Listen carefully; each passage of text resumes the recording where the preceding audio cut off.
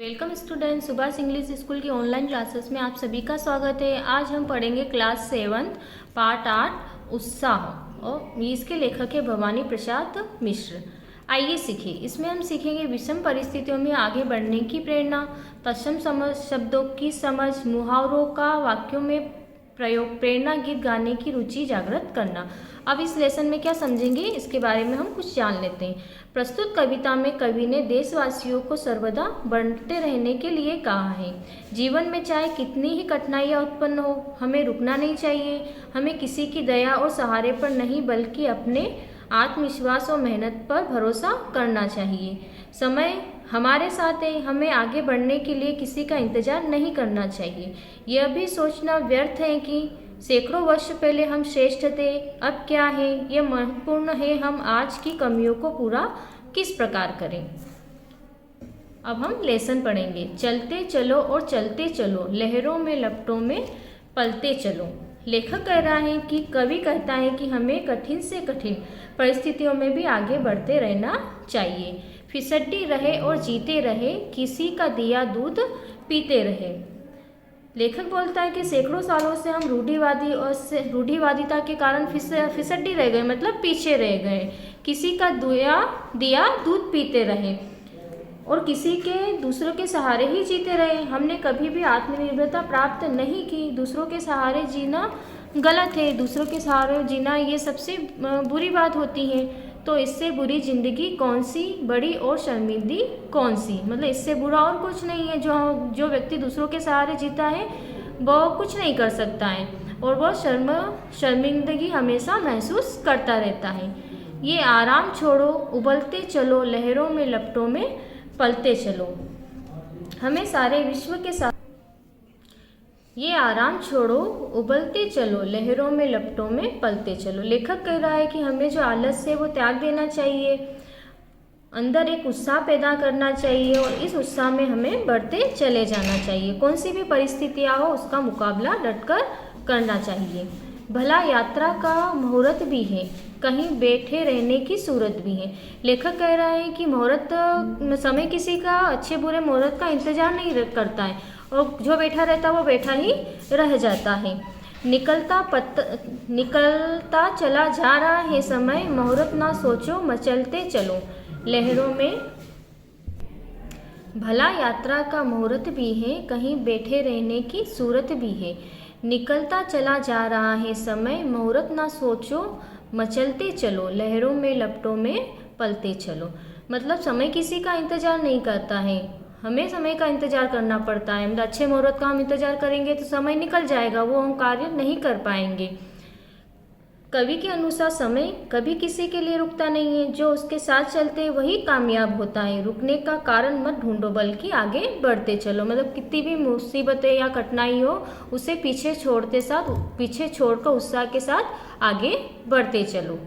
कभी तुम शेर थे, ठीक है, उसी ख्याल में डूबना लिखें। जमाना कहाँ से कहाँ जा चुका, जरा भाग अपना बदलते चलो, लहरों में लपटों में पलते चलो। किसी जमाने में हम एक श्रेष्ठ थे, किंतु इस बीती सफलता को सोचकर खुश होना नहीं चाहिए। मतलब इसका आशय जो ये है कि प्राचीन काल में जो भारत था वह प्रत्येक क्षेत्र में, जैसे साहित्य हो, व्यापार हो, चिकित्सा तथा कला आदि में सर्वश्रेष्ठ था। किंतु हमें ये सोचकर खुश नहीं रहना चाहिए बल्कि अपने वर्तमान को सुधारने के लिए आगे बढ़ते रहना चाहिए। जीवन वर्तमान संघर्ष पर विद्यमान रहता है। जीवन का जो वर्तमान है वो संघर्ष पर ही निर्भर है। सारा संसार विकास कर रहा है और हम ये दर्शक बने मात्र देख रहे हैं। अब हमें अपनी किस्मत बदलनी होगी और आगे बढ़ना होगा। इसके लिए हम कठिनाइयाँ भी आएगी, मुसीबतें भी आएगी, पर इन कठिनाइयों और मुसीबतों को झेलते हुए हमें आगे बढ़ना है। शब्दार्थ। लहरों में का अर्थ होता है जीवन के उतार चढ़ाव में।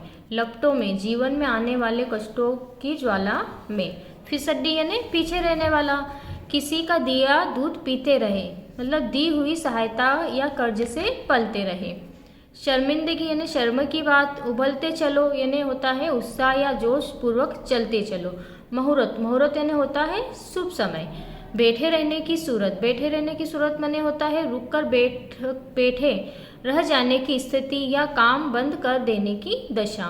मचलते चलो यानी होता है जिद करके अपनी धुन में बढ़ते चलो। बड़े शेर, बड़े शेर यानी बहुत शक्तिशाली। ख्याल, ख्याल में डूबना यानी होता है विचारों में खो जाना। लिक यानी परंपरा और भाग यानी होता है भाग्य। अभी जो लेसन पढ़ा है इसकी वर्कशीट है। पाठ 8 उत्साह, लेखक है इसके भवानी प्रसाद मिश्र।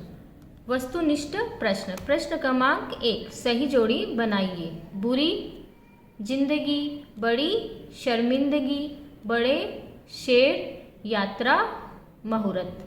अगला क्वेश्चन है, दिए गए शब्दों में से उपयुक्त शब्द चुनकर रिक्त स्थानों की पूर्ति कीजिए। यहाँ शब्द दे रखे उनमें से हमें शब्द चुनकर रिक्त स्थानों की पूर्ति करना है।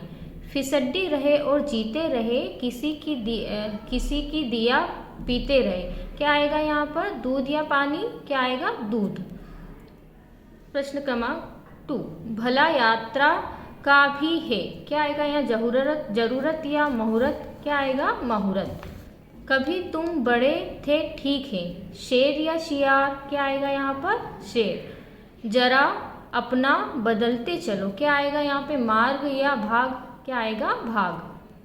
प्रश्न क्रमांक 2, अति लघु उत्तरी प्रश्न क, इस कविता में फिसड्डी रहने का क्या अर्थ है?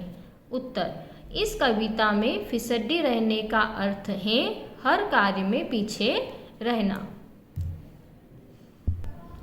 ख, कवि के अनुसार उत्साह की आवश्यकता क्यों है? उत्तर, कवि के अनुसार जीवन में किसी भी कार्य में उन्नति करने के लिए उत्साह की आवश्यकता होती है। ग, दूसरों के सहारे जीने का भाव कविता की कौन सी पंक्तियों में आया है? उत्तर, दूसरों के सहारे जीने का भाव कविता की किसी का दिया दूध पीते रहे पंक्ति से लिया गया है। घ, हमें मुहूर्त की प्रतीक्षा में रुककर क्यों नहीं बैठना चाहिए? उत्तर, हमें मुहूर्त की प्रतीक्षा में रुककर इसलिए नहीं बैठना चाहिए क्योंकि समय कभी किसी के लिए रुकता नहीं है। ड, क्या अपने अतीत पर अभिमान करते रहना चाहिए उचित है? उत्तर, हमें मात्र अपने अतीत के गौरव का मान करते रहना नहीं चाहिए बल्कि जीवन में आगे बढ़ते रहना चाहिए। लघु उत्तरी प्रश्न क, व्यक्ति को जीवन में सफल होने के लिए क्या आवश्यक है? उत्तर, व्यक्ति को जीवन में सफल होने के लिए दृढ़ निश्चय और कड़ी मेहनत की आवश्यकता होती है। इस सफलता में निश्चयता लाने के लिए उत्साह की भी जरूरत होती है। ख, कवि के अनुसार बुरी जिंदगी कौन सी है? उत्तर, जीवन के प्रत्येक कार्य में फिसड्डी बने रहना तथा हमेशा दूसरों के दया धर्म पर जीता रहना सबसे बुरी जिंदगी है। ग, शर्मिंदगी से बचने के लिए हमें क्या करना चाहिए? उत्तर, शर्मिंदगी से बचने के लिए हमें आत्मनिर्भर तथा मेहनती बनना चाहिए। हमें कदापि दूसरों के टुकड़ों पर नहीं पलना चाहिए। यद्यपि हमें पूर्ण विकास करना है तो निरंतर आगे बढ़ते रहना चाहिए। प्रश्न घ, हम बड़े शेर कब थे और कैसे? उत्तर, प्राचीन काल में भारत प्रत्येक क्षेत्र जैसे साहित्य, व्यापार, चिकित्सा तथा कला आदि में सर्वश्रेष्ठ था। इसलिए हम कहते हैं कि हम कभी शेर थे, किंतु हमें यह सोचकर हमेशा खुश नहीं रहना चाहिए बल्कि अपने वर्तमान को सुधारने के लिए आगे बढ़ते रहना चाहिए। प्रश्न ड, उत्साह, कविता का मूल भाव क्या है? संक्षेप में लिखिए। ये जो कविता है इसका मूल भाव क्या है वो हमें लिखना है। उत्तर, कविता के माध्यम से हम सबको संदेश देता है कि हमें अपने आलस्य को त्याग कर तथा दूसरों पर निर्भरता छोड़कर स्वयं की मेहनत और कर्म पर विश्वास करना चाहिए। कभी हम सोने की चिड़िया कहलाते थे, यह सोचकर हमेशा खुश नहीं होते रहना चाहिए बल्कि हमें वर्तमान की मेहनत और लगन पर भरोसा करना चाहिए। भाषा की बात, प्रश्न क्रमांक 4, निम्नलिखित शब्दों का शुद्ध उच्चारण कीजिए। ये जो शब्द दे रखे हैं इनका शुद्ध उच्चारण आपको करना है, मतलब आप ये को स्वयं ही करना है। शर्मिंदगी, जिंदगी, यात्रा, जमाना। प्रश्न क्रमांक 5, निम्नलिखित शब्दों में से शुद्ध वर्तनी वाले शब्द को गोला लगाइए। ये जो शब्द दे रखे हैं इनमें शुद्ध वर्तनी वालों पर हमें गोला लगाना है। फिसड्डी, फसड्डी या फिसिड्डी क्या होता है? फिसड्डी।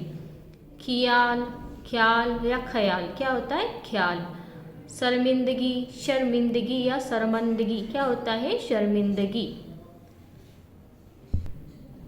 प्रश्न क्रमांक 6, निम्नलिखित शब्दों के तत्सम रूप लिखिए। ये जो 10 शब्द दे रखे हैं इनके हमें तत्सम शब्द लिखने। तत्सम शब्द यानी संस्कृत वाले शब्द जिनका हम हिंदी में जैसे का जैसा प्रयोग करते हैं। मुहूर्त, मुहूर्त का क्या होता है? मुहूर्त होता है। दूध का क्या होता है? दुग्ध। यात्रा, यात्रा का क्या होता है? यात्रा। और भाग का क्या होता है? भाग्य। प्रश्न क्रमांक 7, निम्नलिखित मुहावरों का अर्थ लिखकर वाक्यों में प्रयोग कीजिए। ये जो मुहावरे दे रखे हैं इनका हमें अर्थ भी लिखना है, वाक्यों में प्रयोग भी करना है। पहला है फिसड्डी रहना। इसका अर्थ क्या होता है? किसी काम का ना होना। प्रयोग, हमारी कक्षा में कोई भी विद्यार्थी फिसड्डी नहीं है। अगला है किसी का दिया दूध पीना। इसका अर्थ होता है किसी पर निर्भर रहना।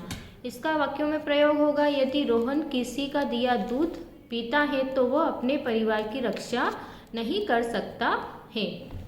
अगला है मुहूर्त सोचना। इसका अर्थ होता है कार्य की प्रतीक्षा करना।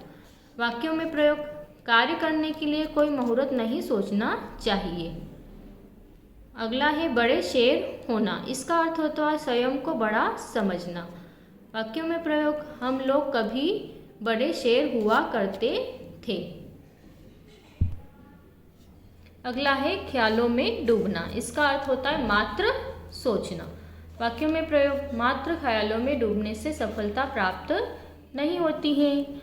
स्टूडेंट, ये आपकी वर्कशीट कंप्लीट हो गई है। इसको आपको अपनी नोट कॉपी में नोट करना है, अच्छे अक्षरों में लिखना है और गलतियाँ नहीं करना है, याद भी करना है। धन्यवाद।